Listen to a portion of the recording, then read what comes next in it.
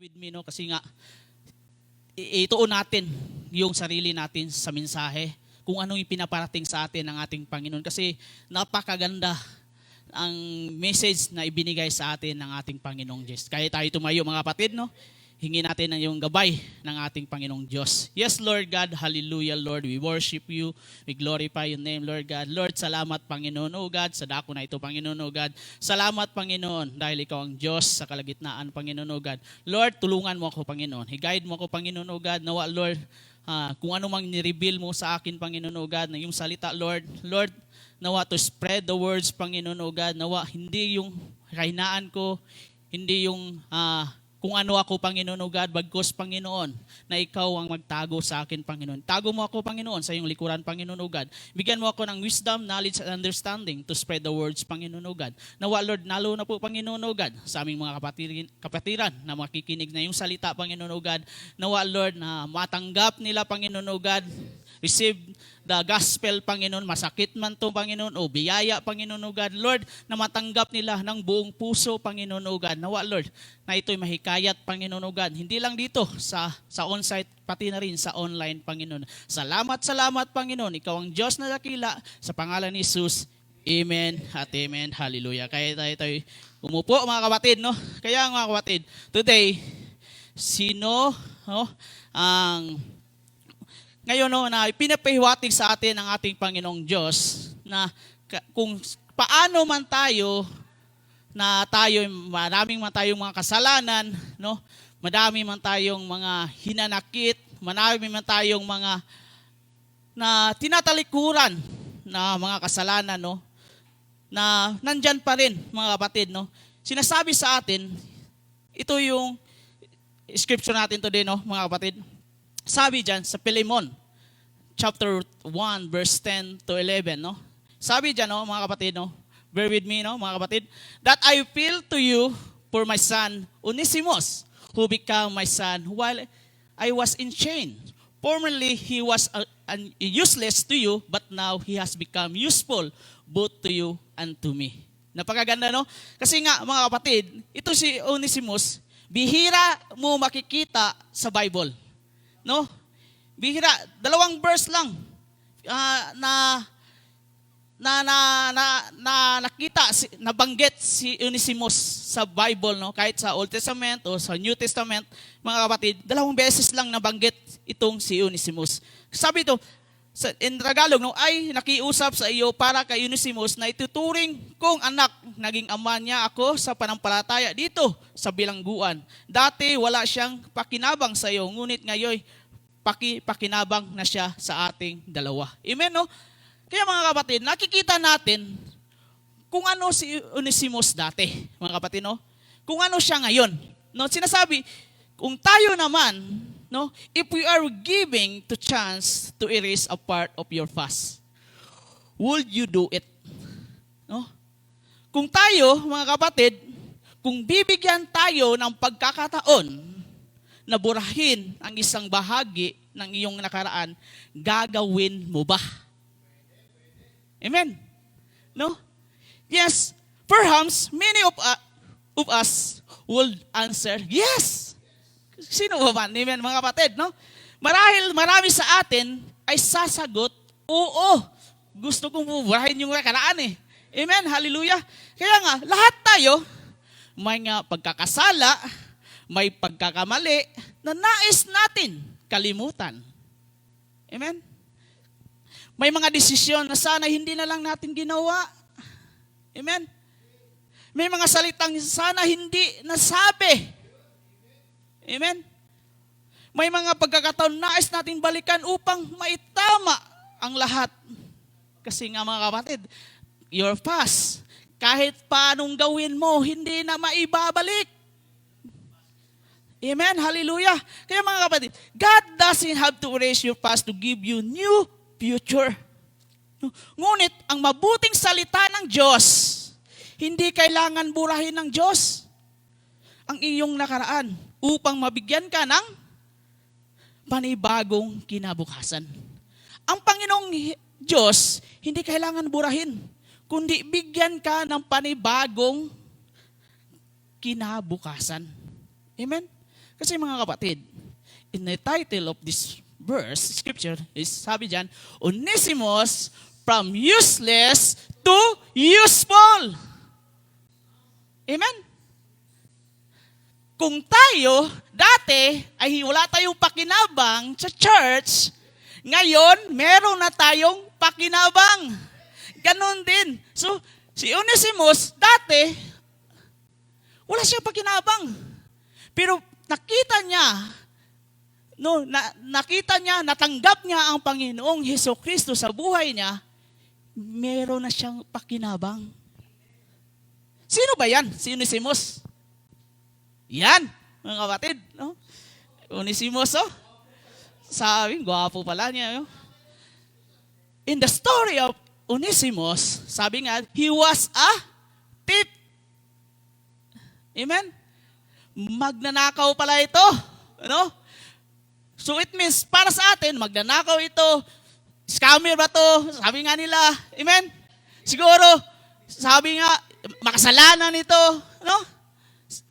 Dati, ganyan ang buhay niya. Amen? Pero, one of the best proof of this in life of man who is almost unnoticed in the Bible, Onesimus, alam natin, hindi siya, ang unang pakilala sa kanya was a thief. Hindi siya hari. Hindi siya propeta. No? Hindi siya apostol. Karamihan sa atin sa Bible, nandun sa Bible, di ba? Apostol, hari, di ba? Nakilala.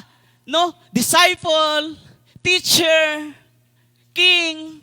Pero si Onesimus, he was a thief. Magnanakaw siya. Amen? Siguro ito, para kung tayo sa atin dito, siguro makasalanan doon sa atin. Amen? Hallelujah. Kaya nga mga kapatid, sa katunayan, unang ipinakilala siya sa kasulatan bilang isang takas. Slave. No? Naalipin ni Pilimon. Amen? Siya yung alipin ni Pilimon, slave. No? Ni Pilimon. Sabi pa dito, hindi man siya sinabi ng Biblia na eksaktong dahilan kung bakit siya tumakas.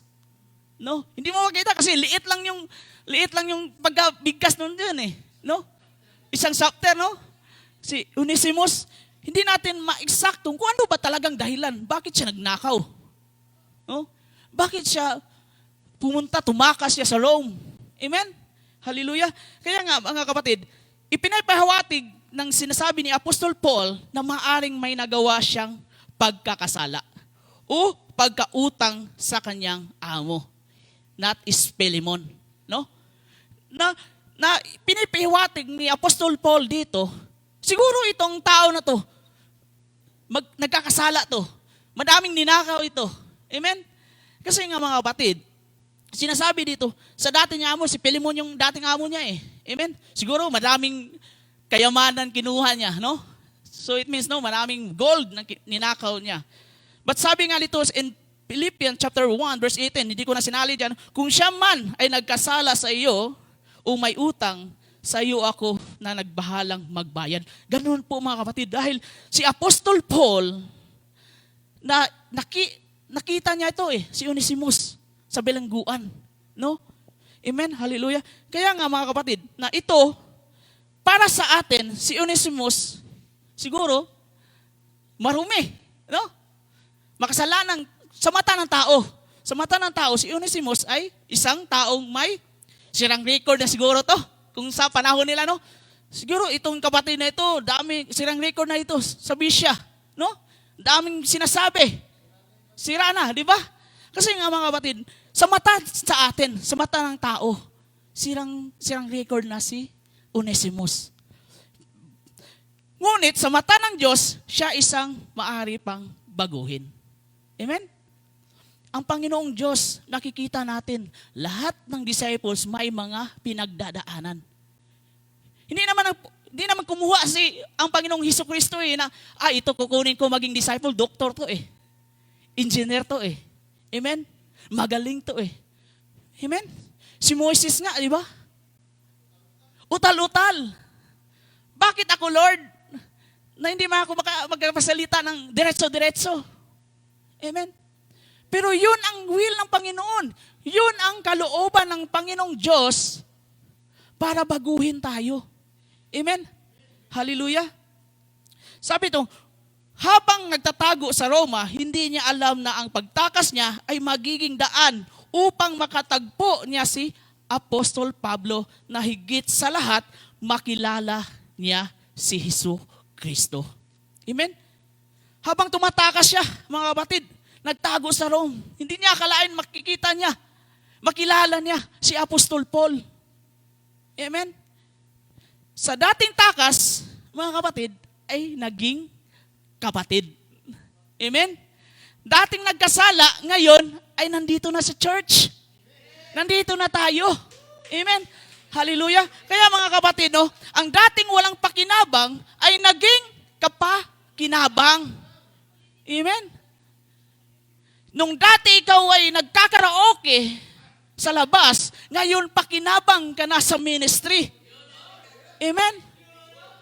Yun ang maganda. Amen? Amen. Hallelujah. Yun ang kataga lagi ni Jeffrey. Coach Jeff. Amen, no? Hallelujah. Mga kapatid, no? Sa halip na wala ang pakaraming tao, dinala siya ng Diyos sa bilangguan. No? Dati nagtaka siya, pero nahuli pa rin eh. Nakulong pa rin eh. Kahit anong tago mo, nakukulong ka rin. Kaya nga sabi nga mga kapatid, no? Walang usok, hindi, natatago. Lulutang at lulutang din. Kaya mga kapatid, yung kasalanan natin, kinikimkim natin, makikita pa rin yan sa Panginoon. Amen, hallelujah. Kahit anong tago mo pa. Kaya nga si Onesimus, tago ng tago, pero nahuli pa rin. Nakulong pa rin. Kasi yun ang kalooban ng Panginoong Diyos. Amen?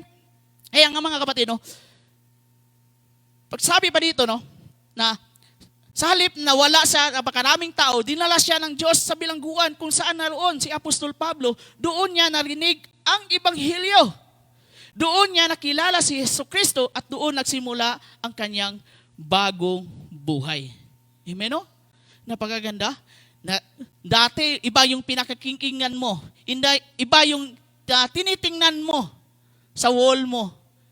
Dati, lumilipat ka sa ibang site, no? Ngayon, nakikita mo, uy, ang galing ni kapatid, nag-share ng live ng, Waymaker Christian Fellowship, Amen, hallelujah. You know? Amen, mga kapatid.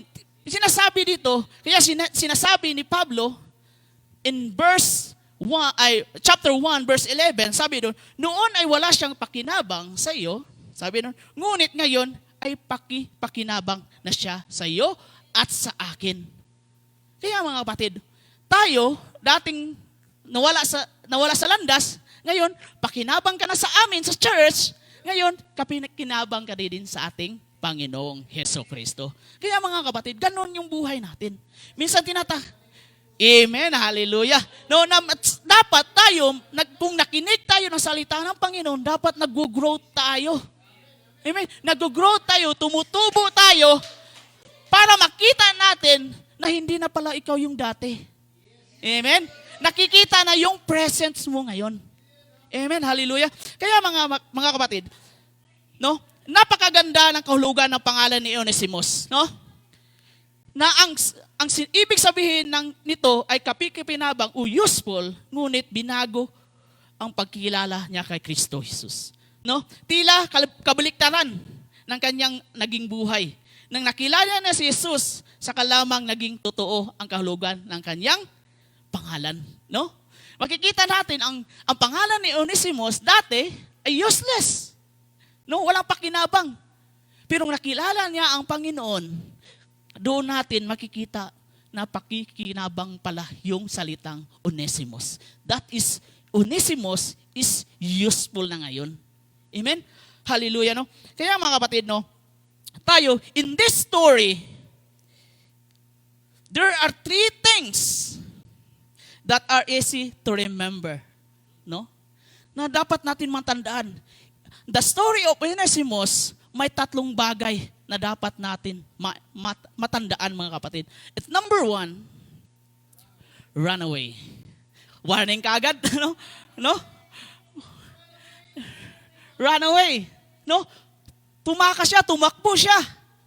Amen? Kaya nga sabi dyan, no? In Philemon chapter 1, verse 15, perhaps the reason he was separated from you for a little while was that you might have him back forever.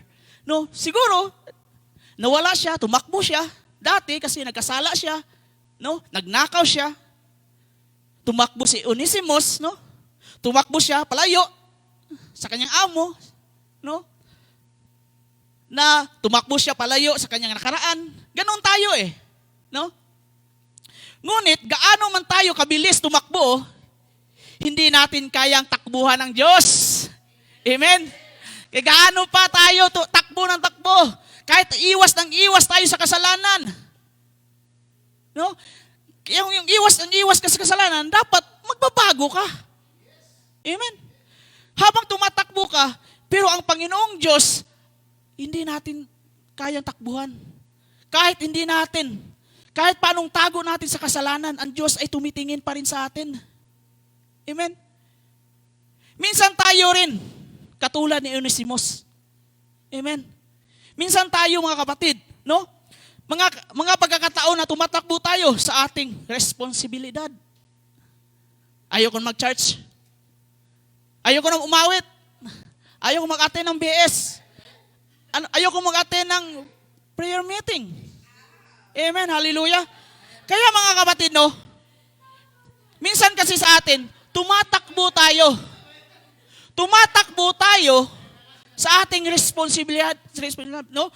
Sa ating buhay bilang siyang pamilya, no, meron man tayo mga responsibilidad, no?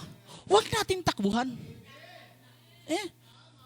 Amen, hallelujah. Huwag nating takbuhan yung mga bagay na alam naman natin na hindi, no? Maliit na bagay. Amen, sabi nga, maliit na bagay lang yan. Tumatakbo tayo kapag nagkakasala tayo. Amen. Umiiwas tayo sa mga kapatiran, baka machismis tayo. Amen. Tumatakbo tayo kapag nahihina tayong lumapit sa Diyos. Amen. Yung spiritual dryness natin, nawala na. Dapat yung spiritual, nakarating ka yung spiritual dryness, nung nawala na, dapat manumbalik tayo. Ngunit mabuting balita ay habang tayo ay tumatakbo, ang Diyos na may patuloy naghahanap sa atin. Amen? Hallelujah? No? Kung tayo ay nag-run away, pero ang Diyos nakatingin pa rin, humahanap pa rin sa atin. Amen? Hallelujah, no? Para mahanap yung isa, para babalik sa kanyang paanan at babalik sa kanyang pastol. Amen? Ganon po, mga kapatid. Ganon yung ating Panginoong Diyos. Huwag tayong tumakbo. Kahit gaano pa, kahit si Bones ka pa. Ano ba yung pinakmalakas na tumakbo? Diba? Oh, amen? Kahit gaano ka ba magaling, mabilis tumakbo, pero ang Diyos nandyan pa rin. Humahanap pa rin sa iyo. Amen? Kaya mga kapatid, no, sinasabi sa atin ng Panginoon, kahit pa gaano tayo kabilis, hanapin ka pa rin ng Panginoon. Ganon ang Panginoong Diyos sa ating buhay. Amen?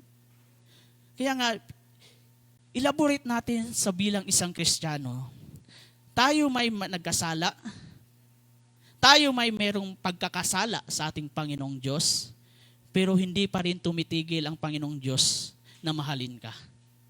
Amen?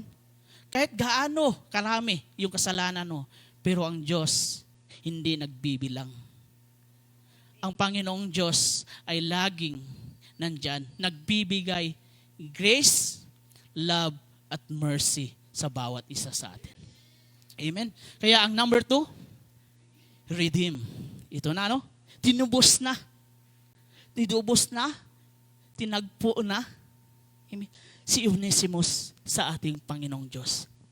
Sabi nga, balikan natin yung kanina, in Philemon chapter 1, verse 10, 11, that I appeal to you for my son Onesimus, who became my son while I was in chain. Formerly, He was as useless to you, but now He has become useful both to you and to me. Amen? Kaya nga mga kapatid, hindi aksidente. No? Hindi aksidente ang pagkikita ni na Pablo at Onesimos. Amen? No? Hindi naman siguro, sabi niyo, doon ako, kasi nandun si Apostol Pablo. Hindi. Taka siya eh. Nahuli siya, nakulong. Pero hindi niya alam, si Apostol Pablo ay apostol ng ating Panginoong Diyos. Amen? Hindi aksidente. Hindi aksidente, nakilala mo si Kuya Dan sa church. Amen? Dahil binigay siya ng ating Panginoong Diyos. Amen? Hallelujah. Kaya mga kapatid, no, sa mga tao, ang bilangguan ay lugar ng kadiliman. No? Kung ikaw ay isang nakulong, sa tingin mo, kadiliman na ito eh. No? Katapusan mo na. Wala na akong takas dito eh. No? Kung tayo, nandun tayo sa kasalanan, parang hindi na ako makalabas nito. Amen? Nakukulong na ako sa kasalanan. Nakadena ka na. No? Ngunit sa Diyos, maari itong maging lugar na pagbabago. Amen? Sa mata ng tao, yung kulungan ay sa kadiliman, ngunit sa mata ng Diyos, ito yung pagbabago. Ganun ang Panginoong Diyos sa atin. Minsan nakukulong tayo. Nakukulong tayo sa ating nakaraan. Nakukulong tayo sa ating kasalanan. Pero yun pala ang maging lugar ng pagbabago sa atin. Amen? Doon nakilala ni Onesimos si Jesus. Doon siya naging bagong nilalang. Tunay ngang sinabi ng Bible, in 2 Corinthians chapter 5, verse 17, kung meron tayong Bible dyan, no? Kung ang sino man ay na kay Kristo, siya ay bagong nilalang. Ang mga lumang bagay ay lumipas na, narito ang lahat ay naging bago. Amen. Yung past ay past na yun. Amen. Huwag mo na yung balikan. Amen. Hallelujah. Kaya mga kapatid, yung nakaraan mo na, huwag mo nang balikan. Kaya mga kapatid, sino ba nakakilala? Sino ba nakikilala nito sa Old Testament? Asawa ni Lot. Amen? Kaya mga kapatid, doon sa makasalanang lugar, no, gusto ng Panginoon na ialis sila doon sa masamang lugar, sa nagkasalang lugar. Kaya mga kapatid, minsan kasi, hindi natin kayang iwasan eh. Lilingon tayo tuloy eh. Amen? Kaya mga kapatid, sabi nga mga kapatid, amen?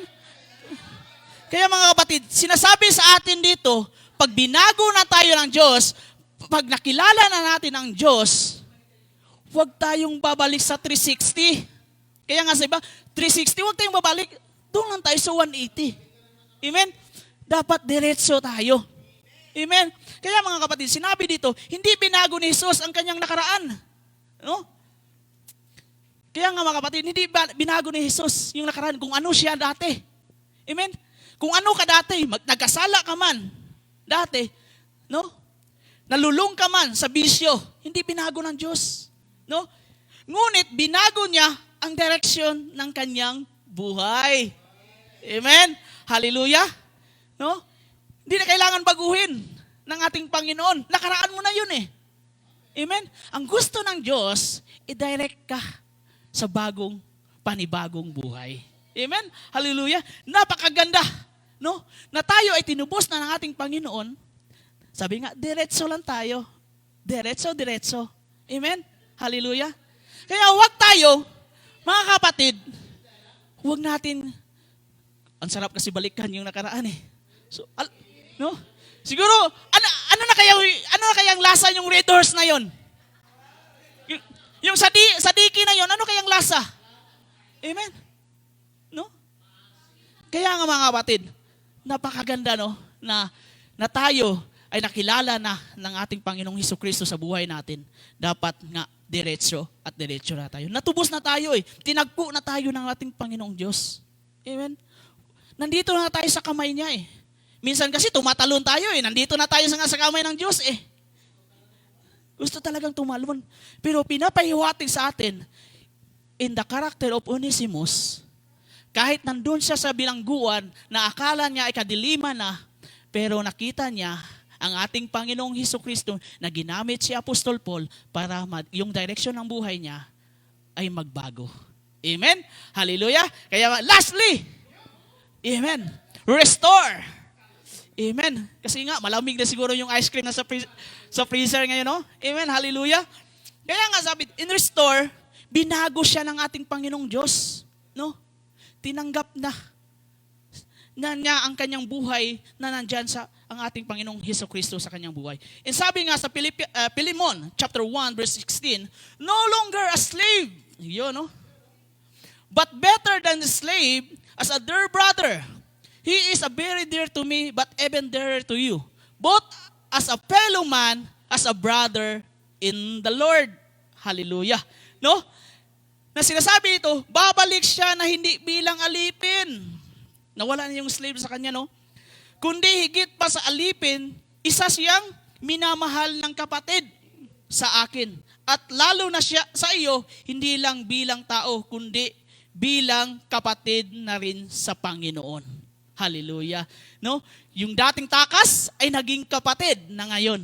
No? Tinanggap niya ng kanyang buhay ng ating Panginoon. Matapos na bago ang kanyang buhay, hindi sinabi ni Pablo kay Onesimus na magtago na lamang. Amen? Kaya mga kapatid, minsan nagkakasala tayo, minsan nahihiya na tayo. Amen? Nahihiya na tayo na harapin natin yung tao na yon. Huwag kang umiwas. Harapin mo. Amen? Kasi bagong ikaw na eh. Amen? Hindi na ikaw yung dati. Bagong nilalang ka na ng ating Panginoong Hesukristo. Sabi ito, pinabalik niya ito kay Philemon. Oh, maganda, no? Dati, magnanakaw siya sa amo niya. Ngayon, pinabalik pa. No? Pinabalik pa siya sa kanyang amo. Amen? Sabi, kung ikaw, amo, nagnakaw to sa akin, ba't pinabalik pa sa akin ito? Amen? Kaya mga kapatid, kung tayo, para sa atin naman, siguro ang sabi ng Panginoon, dati nagkasala naman nito eh. Pero hindi, ang Panginoong Diyos, hindi ganun eh. Bukas pa rin yung pintuan ng Panginoon. Amen? Hallelujah, no? Kaya sinasabi nito, at nakiusap siyang tanggapin siya, hindi bilang isang takas, kundi bilang isang kapatid kay Kristo. No? Na ito po mga kapatid, na hindi na siya ilang takas. Kasi pinagsisihan na siguro ni Onesimus doon, no? Natanggap niya ang Panginoong Hesukristo doon sa kulungan, no? Pero pinapakita sa atin ang napakaganda ng ebanghelyo na ito, no? Sa scripture today, no, mga kapatid, no? Hindi lamang nito binago ang makasalanan. Binago na rin ang puso ng taong nasaktan upang matutong magpatawad. Amen? Kaya mga kapatid tayo, no, nakakarinig na tayo ng salita ng Panginoon. Kung meron man tayong mga pagkakasala, meron man tayong alitan, no? Meron man tayong alitan sa bawat isa sa atin, no?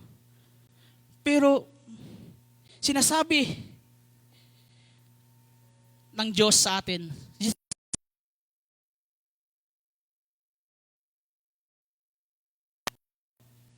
binago na tayo ng Panginoong Diyos, dapat matuto tayong magpatawad sa bawat isa sa atin. Amen? Dapat nandun pa rin yung pagmamahal natin sa bawat isa sa atin. Amen? Kaya ito ang biyaya ng Diyos. No, ganun ang grace ng Panginoon. Kahit gaano man tayo nagkasala sa ating Panginoon, pero binigay pa rin yun yung grace para sa atin. Amen? Tinanggap din tayo bilang kanyang mga anak. Amen? Suwail man tayo, no? Pero nandyan pa rin ang ating Panginoong Diyos sa bawat isa sa atin. Sabi nga mga kapatid, in 2 Corinthians chapter 5, verse 18, all these things from God, who reconcile us to Himself through Christ and give us the ministry of reconciliation. No?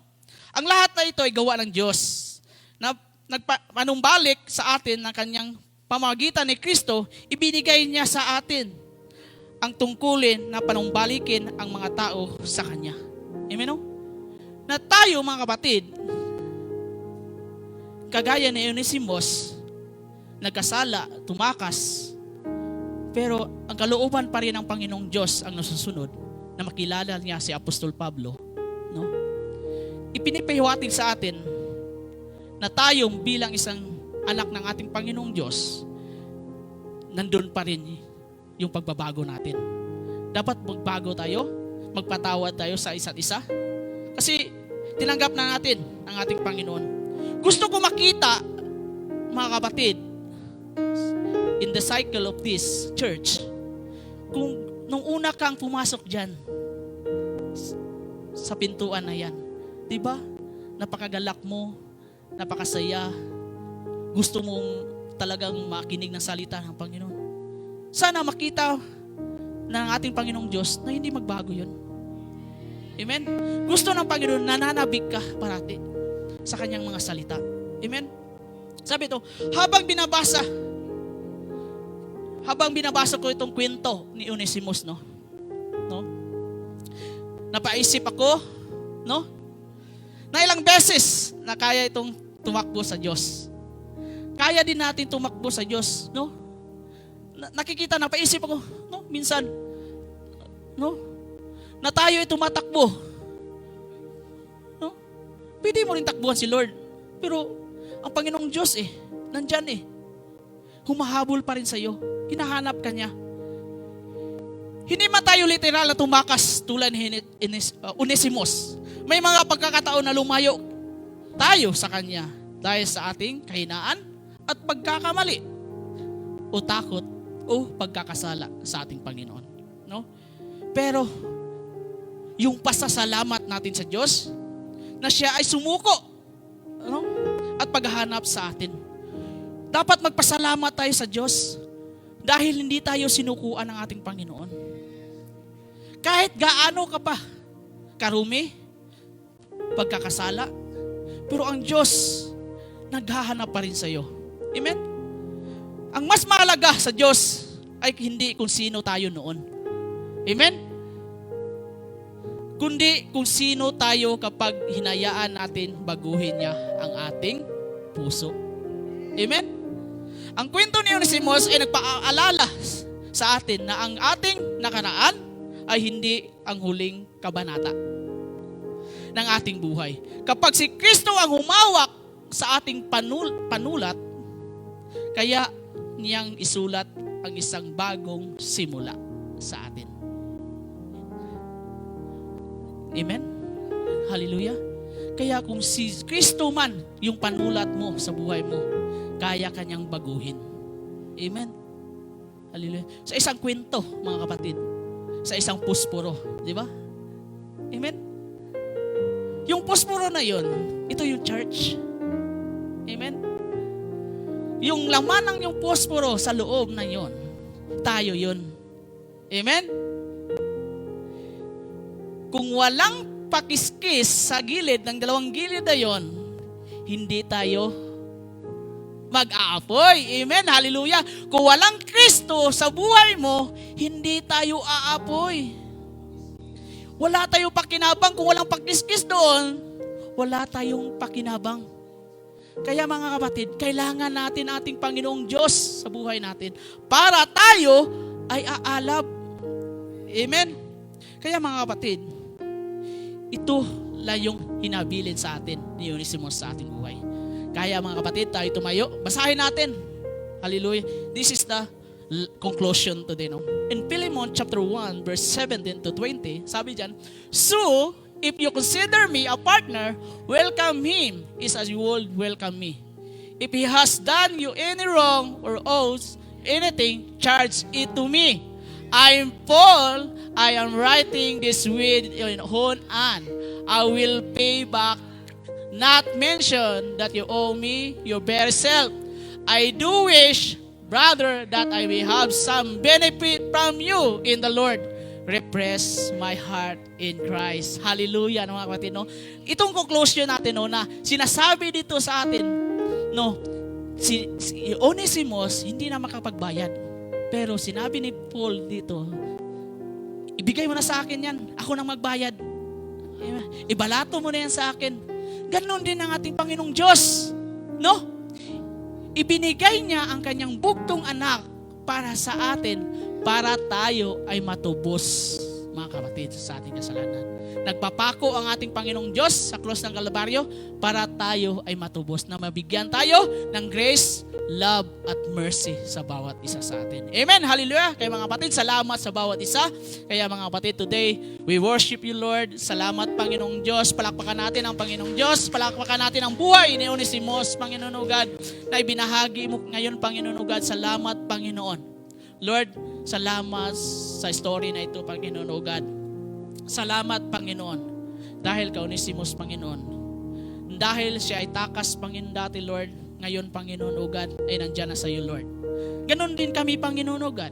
Dati ay sa aming past, Panginoon o God, sa aming nakaraan, Panginoon o God, yung pagkakasala namin, Panginoon o God. Bagkus, Lord, binago mo kami, Panginoon. Dahil sa iyong kalooban, Lord. Dahil sa iyong grasya, Lord. Dahil sa iyong pag-ibig, Panginoon. Dahil sa kanyang awa, Lord. Salamat, Panginoon. Dahil nandito kami, Panginoon o God, to worship you. We glorify your name, Panginoon o God.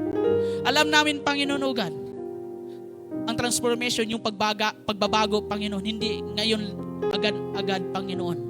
But this is a process, Lord. Lord, katukin mo ang bawat puso namin, Panginoon. Nawa, Lord, mairema namin, Panginoon, yung buhay namin kay Onesimos, Panginoon o God.